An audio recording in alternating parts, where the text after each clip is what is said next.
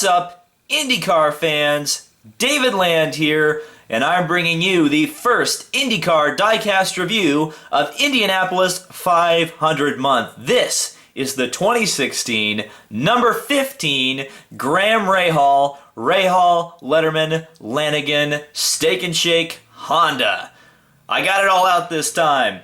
This is the first IndyCar Diecast officially of 2016, the first car with a 2016 scheme, though we've gotten two on the new Chevrolet Aero kit. This one's on the DW12 kit because it's a Honda, and Greenlight did not have a Honda kit ready to go because apparently Honda did not submit artwork in time or something like that. That'll make at least one of you in the comments very happy, I'm sure, because kill all Aero kits misspelled. But anyway, let's take a quick look at the packaging for 2016. I'm really excited for this diecast. This is one we really should have gotten last year with how just amazing Graham Rahal was being in last year's IndyCar season. This is the first Graham Rahal 164 we've gotten since 2014, but the first Greenlight 164 we've gotten since 2013. The last Greenlight 164 was the Midas car. The last 164 overall was the National Guard car from Auto World. And so there's a look at my mug, as this packaging is very reflective. Paid $9 for it at IMS, and there's the rest of the packaging. So, let's do a quick cut, literally, because when you open up a Greenlight, you do have to destroy the packaging. I usually cut along the bottom and I cut along one of the sides, and that gets the car out of the box. So, let's do that, shall we? And take a look at this car out of its box. So, here is the Graham Rahal car, free of its plastic prison. Let's do this, take a quick look at the car just in general.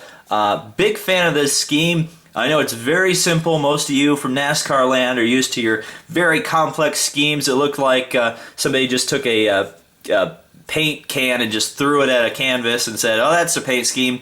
But man, this is great. I love just a regular red car with a little bit of black trim. I think it looks fantastic. It definitely looks good in person, I can tell you that, with its Honda Aero kit, of course. But again, the DW12 is close enough to the Honda Aero kit that it does not bother me all that much. But again, yeah, and it's cool to have variety again in IndyCar Diecast. At least two different molds, even if one of those molds is technically incorrect. It definitely, I love the visual variety.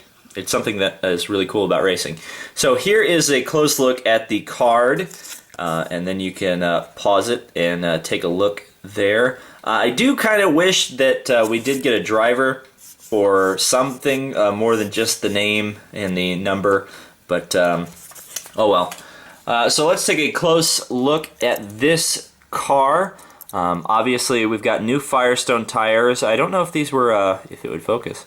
I don't know if we got these last year. I don't believe we did on the 2015 Indy cars, so I believe that's new.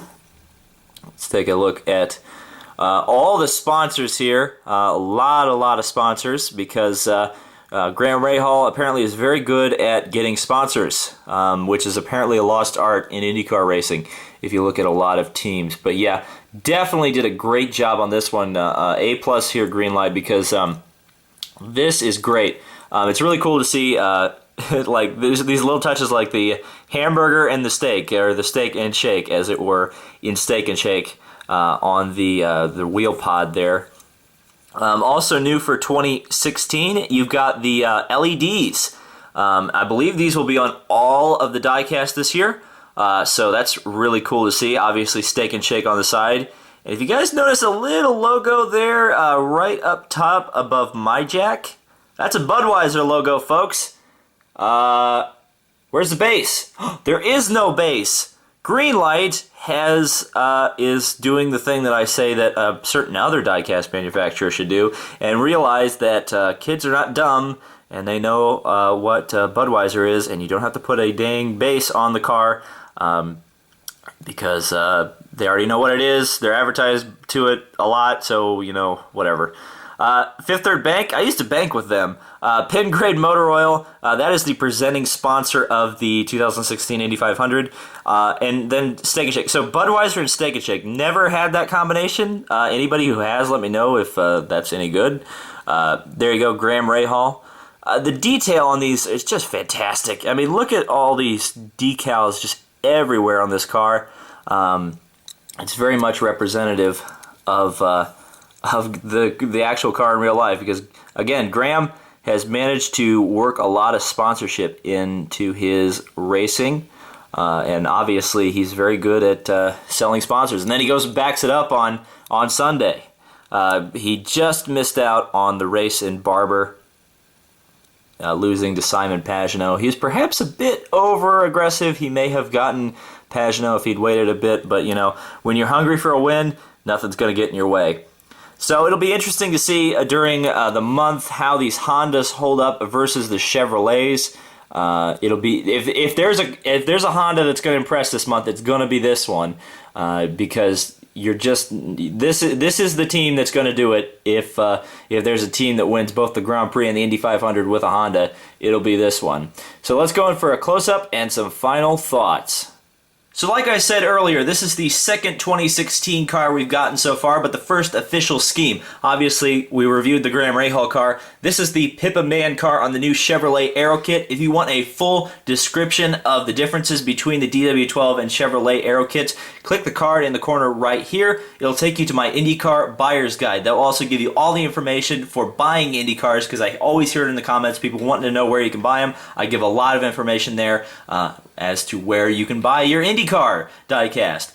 But yeah, a very nice start to the year. I was glad to see this car get out early. That was a problem last year. A lot of cars were delayed, and I didn't even get some cars until I went to Pocono. Some of the cars didn't even get out till then.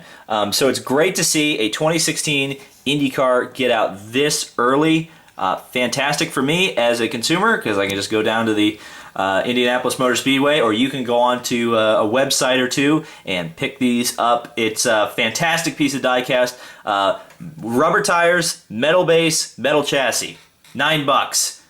You can't get any better deal than that in diecast world these days for racing diecast. So thank you guys so much for watching. Be sure to subscribe for more Indy 500 month coverage. I got a ton of stuff coming. It is going to be a crazy month, a crazy amount of uploads, a lot of coverage from the 100th running of the Indianapolis 500. I hope you see you guys all in the comments and sticking with us all month long. So thank you guys so much for watching, and we'll see you in the next video.